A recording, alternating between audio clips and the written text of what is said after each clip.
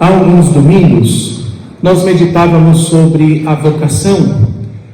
Nós pensávamos a importância de termos uma vida útil e que era a realização dessa vocação que nos faria plenamente felizes e realizados mesmo diante de Deus, pois nós só encontramos paz e alegria quando estamos fazendo a vontade de Deus, quando estamos no lugar em que Deus destinou para cada um de nós. E nessa homilia desse domingo anterior, nós destacávamos duas vocações. Nós dizíamos, todos temos vocação, e destacávamos duas: a vocação à vida. Todos são chamados a viver, todos são chamados por Deus a viver mesmo, e não uma vida qualquer. E aí sim a segunda vocação, a vocação à santidade. A vida e a santidade, que são vocações universais, ou seja, todos são chamados a viver e a viver uma vida santa, uma vida unida a Cristo. Essa homilia desse domingo, que nós meditamos alguns domingos atrás, ela nos preparava para esse mês. Nos preparava para iniciarmos o mês de agosto. E nós entramos no mês vocacional, o mês que a igreja, há algumas décadas já, ela dedica à oração e à meditação das vocações específicas. Compreender a vocação, ela é importante primeiramente para os jovens que estão em fase de discernimento vocacional. E quando eu falo jovem, entendam todas as pessoas que estão em busca da sua vocação. Mas também para nós que já decidimos, que já estamos com a vocação resolvida, é muito importante nós meditarmos a nossa vocação para vivermos melhor, para nos dedicarmos mais a essa vocação. Então, por isso, no mês de agosto, nós vamos, é claro, de acordo com a possibilidade da liturgia, meditar as vocações específicas, domingo a domingo, acompanhando o itinerário que a igreja mesmo propõe para o mês de agosto, e assim crescermos na vivência da nossa vocação. Pedagogicamente, a igreja no Brasil divide o mês de agosto da seguinte maneira: o primeiro domingo nós meditamos sobre as vocações ordenadas, os diáconos, os padres e os bispos. No segundo domingo de agosto nós meditamos a vocação matrimonial e familiar. No terceiro domingo de agosto, a vocação à vida consagrada, a vida religiosa, os religiosos, os irmãos, as freiras, os consagrados a Deus. No quarto domingo, a vocação do leigo. Muito importante nós compreendermos a vocação do leigo, que não é uma vocação secundária, não é uma vocação de segunda classe. O leigo possui um protagonismo na evangelização da igreja, e nós vamos entender um pouquinho melhor isso. E no quinto domingo, por sua vez, os catequistas. Claro, todo sacerdote, todo diácono, todo pai, toda mãe tem o dever de ser catequista, mas alguns Deus destaca para viver esse ministério. Mas é importante entender que essa divisão ela é só pedagógica, porque na verdade uma vocação complementa a outra. Toda vocação ela é uma entrega. Toda vocação é uma oferta de si para fazer a vontade de Deus. Portanto, é necessário primeiramente, a título de introdução, entendermos que para viver bem a vocação, seja ela qual for, precisa vencer o egoísmo, precisa querer sair de si, porque a vocação é um caminho que nos conduz a essa oferta, que nos conduz a essa entrega de si para servir, cada um ao seu modo, mas a exemplo de Jesus Cristo, nosso Senhor, que não veio ao mundo para ser servido, mas para servir. Também, antes de nós nos aprofundarmos nas vocações especificamente, é importante compreender que o que nos santifica é o cumprimento da nossa vocação. Muitos podem correr o risco e o erro de pensarem o seguinte, que o que vai fazê-los santos é ser ministro da Eucaristia, é ser irmão do Santíssimo, é proclamar a palavra aqui na missa. Não é isso que te faz santo. O que te faz santo, o que te santifica é a vivência boa da tua vocação. Porque, de fato, pode acontecer uma coisa: você ser um ministro da Eucaristia, ser um leitor da palavra, ser um irmão do Santíssimo, ou até mesmo ter uma escala de adoração na equipe de adoradores, mas não ser bom pai, não ser boa mãe, não ser bom esposo, não ser boa esposa. Não adiantou nada, não santificou. O que santifica é a vivência da sua vocação, do seu chamado por Deus, que é anterior a todos os outros trabalhos na igreja. Diante disso, vamos nos aprofundar então nesse primeiro domingo a vocação ao ministério ordenado, diante do evangelho da multiplicação dos pães. Consegui pegar uma linha de meditação bem interessante a partir da multiplicação dos pães sobre o ministério ordenado, claro que de maneira especial o sacerdócio. Mas antes de aprofundarmos, é necessário uma pequena catequese sobre o sacramento da ordem. O ponto 1536 do Catecismo da Igreja Católica vai dizer assim: a ordem é o sacramento graças ao qual a missão confiada por Cristo aos apóstolos continua a ser exercida na Igreja até o fim dos tempos. É, portanto, o sacramento do ministério apostólico e compreende 3 graus: o episcopado, o presbiterado e o diaconado. Muito importante entender que o sacramento da ordem conferido ao diácono, ao padre e ao bispo é o mesmo sacramento, porém exercido de maneiras distintas, de acordo com a vocação que cada um recebeu. Seguindo o catecismo, no ponto 1554, diz o seguinte: a doutrina católica, expressa na liturgia, no magistério e na prática constante da Igreja, reconhece que existem 2 graus de participação ministerial no sacerdócio de Cristo: o episcopado e o presbiterado. O diaconado, por sua vez, destina-se a ajudá-los e a servi-los. Por isso, o termo sacerdos designa no uso atual os bispos e os presbíteros, mas não os diáconos. Essa é então a grande diferença dos diáconos, dos padres e os bispos. Os padres e os bispos são sacerdotes. Aos padres e aos bispos foi conferido o muno sacerdotal, de oferecer o sacrifício de Cristo e de perdoar os pecados. O diácono não, ele não possui o muno sacerdotal. Vamos seguir o catecismo. Todavia, a doutrina católica ensina que os graus de participação sacerdotal, o episcopado, o presbiterado, e o grau de serviço, o diaconado, todos os 3 são conferidos por um ato sacramental chamado ordenação, ou seja, pelo sacramento da ordem. Isso significa, meu irmão, minha irmã, que embora o diácono não seja sacerdote, e eu e o bispo somos sacerdotes, mas o sacramento é o mesmo, não tem diferença sacramental. Portanto, é importante entendermos uma coisa: significa que os 3, o padre, o diácono e o bispo, agem in persona Christi.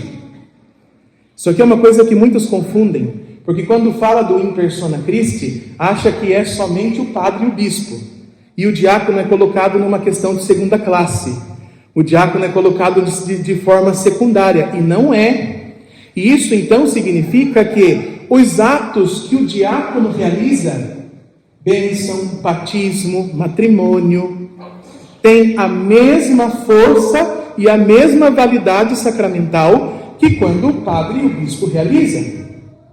Nós podemos cair no erro, por exemplo, preciso abençoar a minha casa. Aí a gente pode cair no erro, não, tem que ser o padre, porque se não for o padre, não quero o diácono, porque a bênção é mais fraca. Não quero o diácono porque não vale do mesmo jeito que o do padre. Isso é uma heresia, e uma heresia contra o sacramento da ordem, porque não existe diferença de força, até porque quando o diácono abençoa e o padre abençoa, não somos nós, é Cristo. É Jesus que abençoa. Quando o diácono batiza, quando o padre batiza, quando o bispo batiza, não é nenhum de nós 3, é Cristo. Cristo que batiza.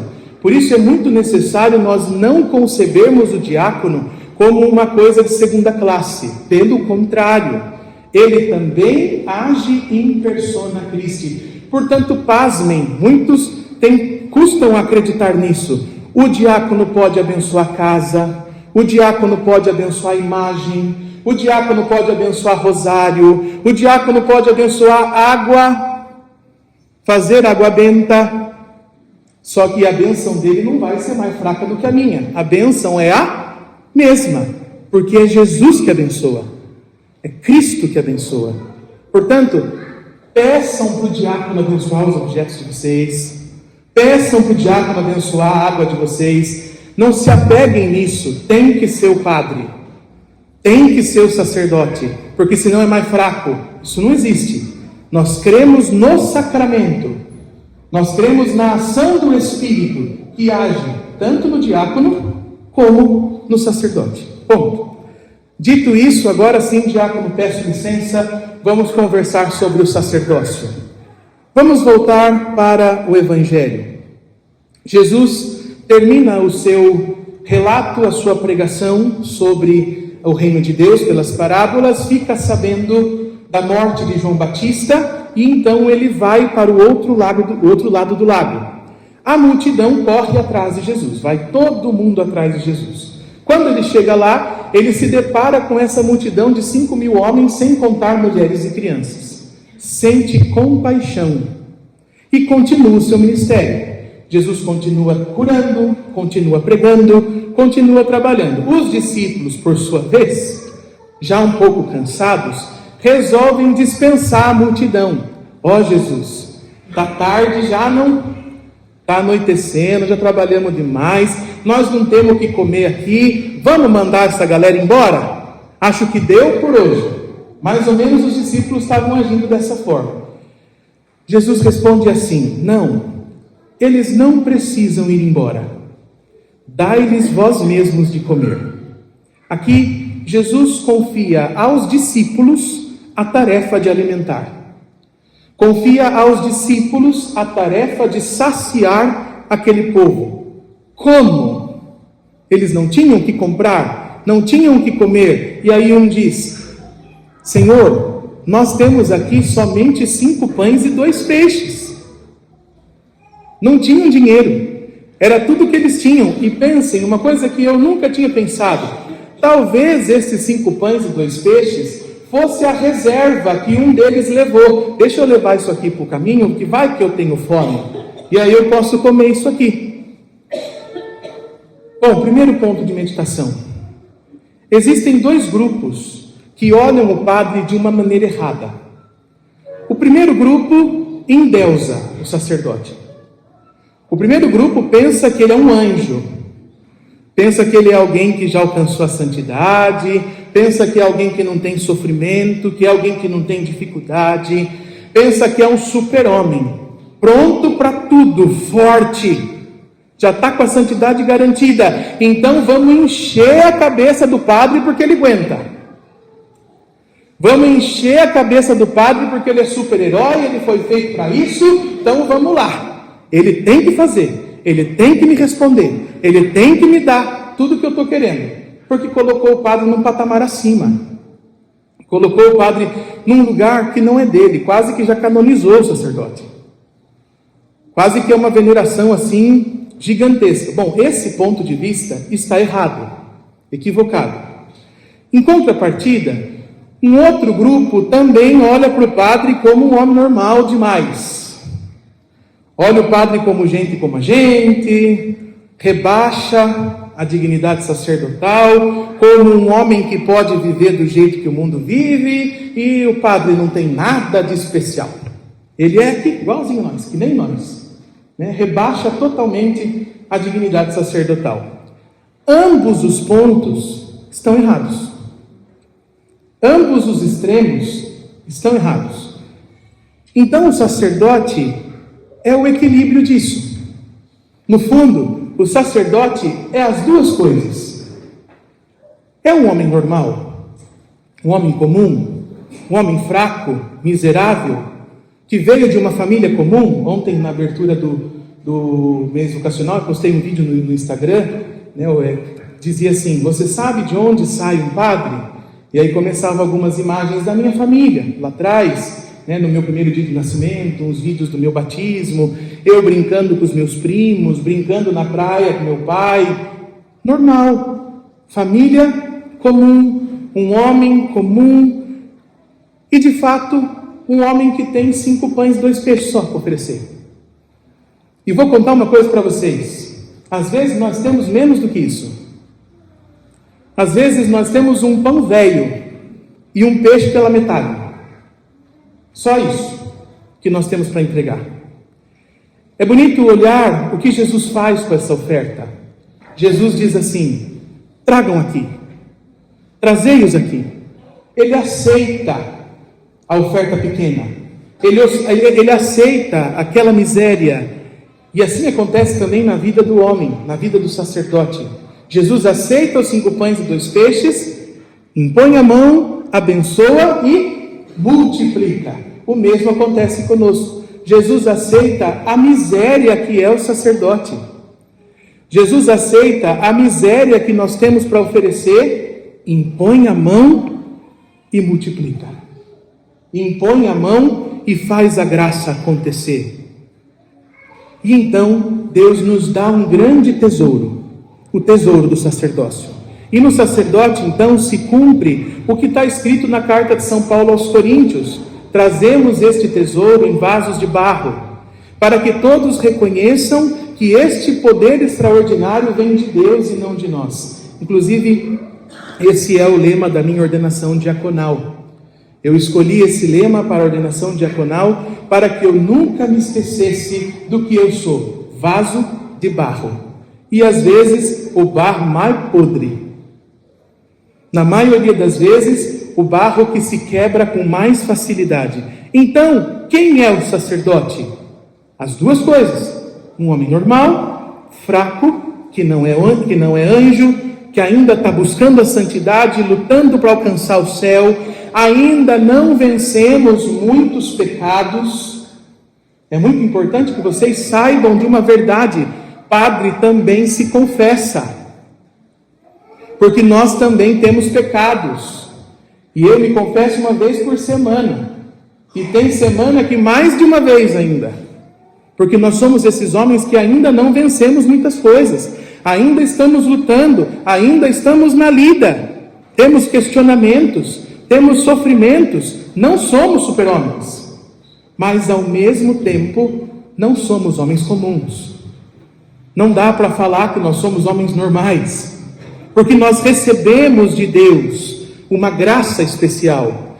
Nós recebemos de Deus uma graça que eleva a nossa humanidade, ainda que ferida e pecadora, a uma dignidade e grandeza, diz São José Maria Escrivá, que nada na terra pode superar. Portanto, o sacerdote, ele é grande e tem uma dignidade sacerdotal que nada na terra pode superar, mas ao mesmo tempo é barro. Ao mesmo tempo é fraco, miserável, um vaso de barro onde é depositado todo esse tesouro. Um vaso de barro onde é depositado toda essa grandeza.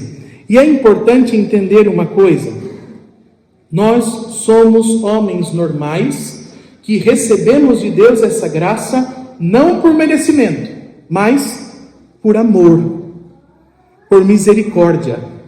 Se um dia vocês me perguntarem: padre, por que Jesus te escolheu? Sabe o que eu vou responder? Não sei. Não sei o que ele viu em mim, não sei o que ele achou em mim, não tenho nada de especial, não tenho nada de extraordinário, sou um homem como todos os outros. Então eu resumo uma coisa: ele me quis, ele me escolheu. Eu sei que no povo de Deus tem muita gente mais santa do que eu. Eu sei que no meio do povo de Deus tem muita gente que reza muito mais do que eu. Mas ele me quis. Então não sei dizer, não há motivos, não há razões. Simplesmente porque ele me olhou e me chamou. Quem ilustra muito bem isso, e eu não poderia deixar de citá-lo nessa homilia, que é o meu grande modelo, né, a minha grande inspiração enquanto sacerdote, que é São José Maria Escrivá. no seu aniversário de 50 anos de ordenação, ele faz uma meditação. Nós vamos ouvir agora algumas palavras de um homem santo. Nós estamos falando aqui de um homem santo, que já tinha os seus 50 anos de padre, não de vida, que já tinha os seus 50 anos de sacerdócio. E ele diz assim: passados 50 anos, estou como uma criança que balbucia. Estou começando e recomeçando todos os dias. E será assim até ao fim dos dias que me restem, sempre recomeçando. O Senhor quer que seja assim, para que não haja motivos de soberba nem de nécia vaidade em nenhum de nós. E aí ele termina de uma maneira esplêndida.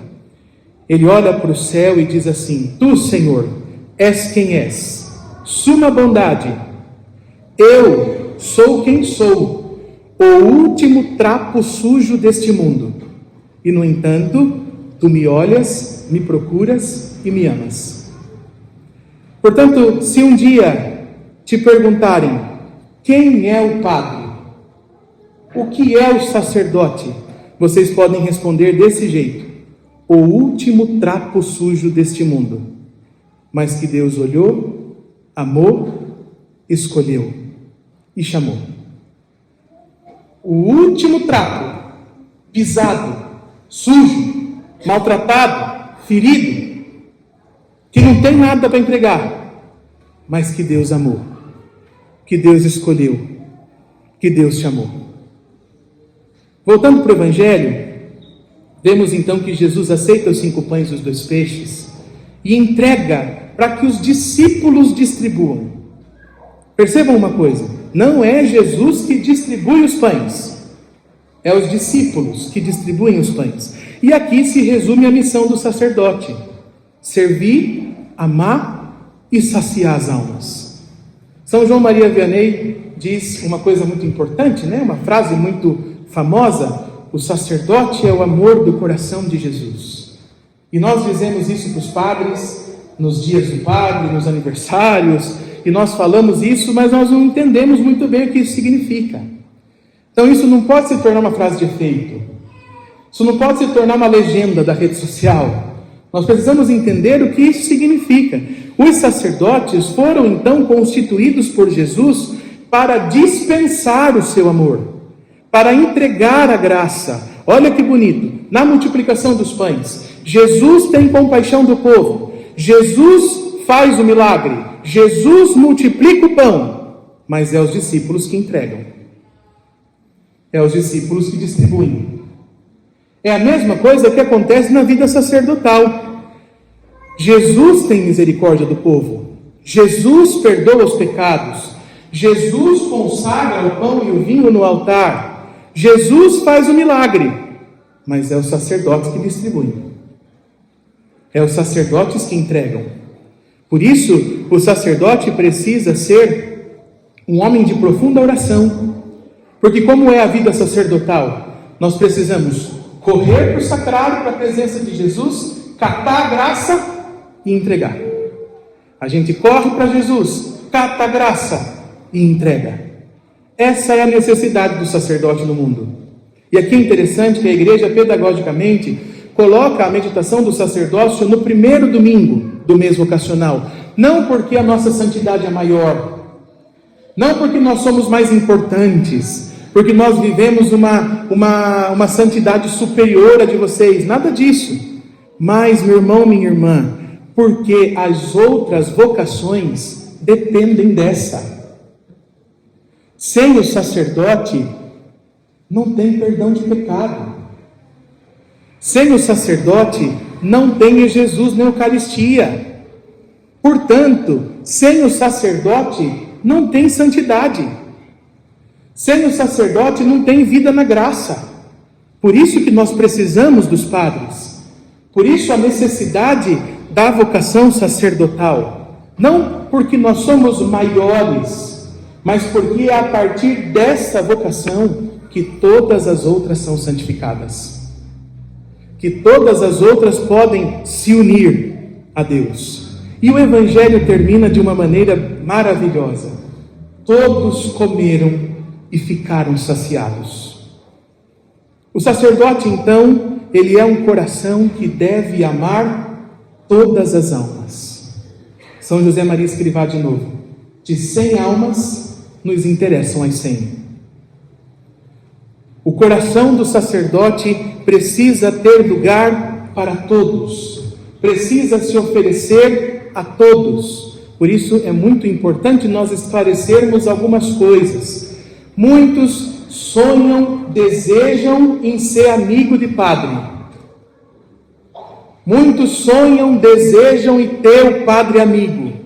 Claro, nós estamos aqui para ser amigo, para acolher. Pode ser amigo de padre, sem problema nenhum. Mas eu vou dizer uma coisa: não é fácil ser amigo de padre. Não é fácil. Porque o padre não pode amar você num lugar especial. O padre não pode te colocar num lugar de preferência. Eu quero ter o padre da minha família. Um termo que eu não gosto muito: o meu padre. Ah, o meu padre. Não. O padre é de Deus. O padre é da igreja. E ele não pode ter um círculo de preferidos. Ele não pode ter um círculo de pessoas que o seguem de maneira pessoal. Porque o coração do padre precisa ser aberto para amar a todos. Porque padre é pai. E por isso que é difícil ser amigo de padre, porque sempre vai ter alguém que ele precisa dar atenção antes de você.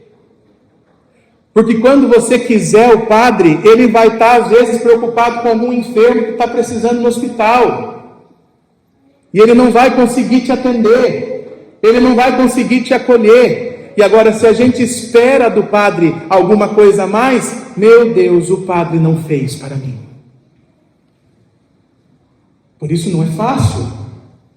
Não é fácil ser amigo de padre, porque precisa entender que no coração do padre nunca terá lugar de preferência. Para ser amigo de padre precisa ser muito maduro. Muito maduro para entender a vocação do sacerdote. Padre não pode ter a família preferida, onde ele almoça todos os domingos, onde ele almoça toda semana. Não, isso não existe. O padre é um coração rasgado para acolher todas as almas e, no fundo, amar com o mesmo amor com que Cristo amou o mundo. Um amor de entrega. Claro, não significa que o padre não pode ir almoçar na casa de vocês. Pelo amor de Deus, não é isso. Mas o que nós não podemos é restringir. Meu padre. Não. Nem o padre da paróquia São José Operário. Não. Eu sou padre da diocese de Itapetininga, que estou na paróquia São José Operário. Amanhã pode ser que eu não esteja. Esse é o coração que o padre precisa ter, desprendido, desapegado, nada dele. E isso faz com que os padres tenham uma dificuldade, uma vida solitária, uma vida de solidão. E o que eu vou dizer a partir de agora, não entendam como vitimismo ou como reclamação do ministério, pelo amor de Deus, né? Eu sou muito feliz sendo sacerdote, sou o homem mais feliz do mundo sendo padre. Eu espero que eu consiga transmitir isso para vocês. Mas é necessário dizer algumas dificuldades que o padre enfrenta. A solidão é uma delas. Por quê? Porque os casados, embora sejam um pé de guerra, embora um queira dar na cabeça do outro de vez em quando, mas vocês têm um ao outro. Vocês têm onde se suportar, onde se apoiar. Nós não. Claro, eu tenho a graça de morar com outro sacerdote, o que ajuda um pouco, mas ainda assim é uma vida solitária, porque ele tem a vida dele e eu tenho a minha. Isso não me faz triste, pelo contrário, faz parte da vocação. Tem que ser assim. É assim que tem que ser. Porque o coração do padre precisa ser desapegado. O coração do padre precisa ser desprendido de todas as coisas. E é claro, falar tudo isso me assusta um pouco, não posso mentir. Ontem, quando eu terminei a preparação da homilia, e eu peço perdão porque hoje eu vou me estender um pouquinho mais, porque eu acho que é muito importante, eu pedi a Deus que me desse a oportunidade de fazer essa homilia um dia aqui na paróquia, e me deu. Então vamos aproveitar a oportunidade. Então peço desculpa pelo prolongamento. Mas ontem eu, terminando de preparar a homilia, eu me assustava, falava, meu Deus do céu, porque eu estou diante de uma responsabilidade que eu ainda não tenho força para cumprir. Eu estou diante de uma responsabilidade que eu sei que eu ainda não tenho capacidade de assumir. Por isso, aqui entra vocês, a oração pelos sacerdotes. Oferecer a vida para rezar pelos padres. Rezar pelo padre significa que uma alma entendeu muito bem quem é o sacerdote. Digno, grande, com uma dignidade que nada na terra supera, mas trapo sujo, que precisa de sustento, que precisa de oração. Aquele que reza pelo sacerdote entendeu quem é o sacerdote. Porque o sacerdote, no fundo, é o quê? Ele está caminhando na frente do povo, conduzindo o povo, e o povo está com as mãos levantadas para não deixar o sacerdote pender, para não deixar o sacerdote cair. Nós precisamos de vocês. Nós precisamos da oração de vocês. Nós precisamos do cuidado de vocês. Não só rezar, claro, o maior ato de rezar, o maior ato de cuidar é rezar pelos sacerdotes, mas nós também, os padres, precisam do cuidado de vocês. Repito, não estou falando isso com síndrome de vitimismo, não quero que ninguém fique me bajulando, que ninguém fique me acariciando, não gosto disso, para começar, não gosto disso. Pessoalmente falando, não gosto de ficar lambendo, de ter que fazer louça separada com o padre, e jeito de tratar o padre, não é nesse sentido. Não, nesse sentido nós somos iguais a vocês. Se tem uma coisa que às vezes me incomoda é isso, chegar em um lugar e daí tem a louça especial do padre, coloca o padre como se fosse, não, por favor, não é isso. Mas sim é necessário cuidar, porque o demônio está atacando o clero, porque o demônio sabe exatamente aonde acabar com a santidade, como nós conversávamos antes. Ele sabe que se ele destruir o sacerdócio, não haverá Eucaristia, não haverá perdão dos pecados, portanto não haverá vida na graça. Então ele vai aonde? Na base.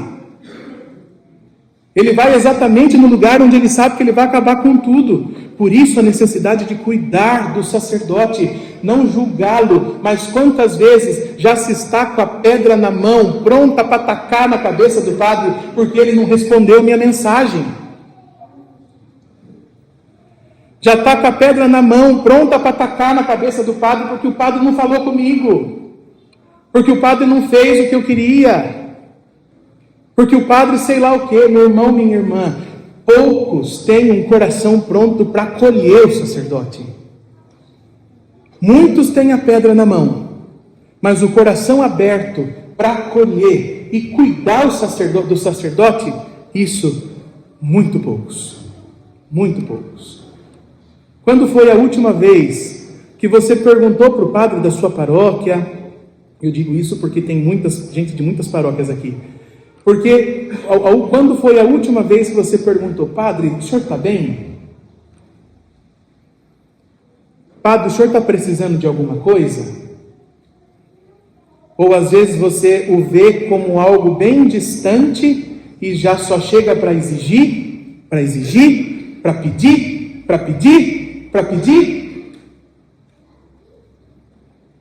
grandeza grande é redundante, dignidade grande, trapo sujo, que às vezes precisa de acolhida. Isso não é bajular, entendam isso. Isso não é bajular. Isso é ter um coração aberto para acolher. Outra coisa, o sacerdote nunca poderá te dar coisas grandes. E muitos se decepcionam com os padres, porque esperam do padre coisas que ele não pode oferecer. Esperam do padre coisas que ele não pode dar. Padre significa pai, realmente, mas pai no sentido espiritual. Ele não é seu pai da casa. Ele não tem que ocupar o lugar de pai que às vezes infelizmente não teve. É um outro sentido de paternidade. É um outro mistério da paternidade espiritual. E muitas vezes nós nos decepcionamos porque o padre não dá aquilo que eu queria, mas na verdade ele não consegue, ele não pode. Então paremos de exigir dos sacerdotes coisas que eles não podem oferecer, coisas que eles não podem entregar. Muitos encaram o sacerdote como se fosse um guru. Procuram o sacerdote para que ele pudesse receber do céu uma luz, receber do céu uma voz e dar a resposta. Não, meu irmão, não é isso. A decisão da sua vida, quem vai tomar é você, não o padre. A decisão das coisas que competem à sua família é você e seu marido, não você e o padre. É você e sua esposa, não você e o padre. É necessário colocar as coisas no lugar, para nós entendermos quem é o sacerdote e qual é o papel dele. Claro, damos conselhos? Sim. Fazemos direção espiritual? Sim. Mas a decisão é sua. Quantos às vezes falam para o padre porque querem validar a decisão? Não, antes de eu fazer alguma coisa eu tenho que ir lá e ter certeza. Então, padre, posso fazer isso? Eu vou responder, não sei. É você que tem que decidir o que é melhor para você, o que é melhor para sua família. Esse é o lugar do sacerdote. Muito bem, disse que já estou me alongando. Então, aprendamos a cuidar dos padres. E eu também escuto essa homilia e entendo a importância dela, porque por baixo dessa batina tem um homem cristão como todos. Então eu também tenho o dever de cuidar, de rezar pelos meus irmãos de presbitério, de rezar pelos meus irmãos de sacerdócio, ajudá-los naquilo que for necessário. Mas vocês, sobretudo, têm essa missão, esse dever, de olhar para a grandeza, para a beleza, para a dignidade, mas entender que ele é o trapo sujo do mundo, o último, o mais sujo às vezes, mas Deus quis.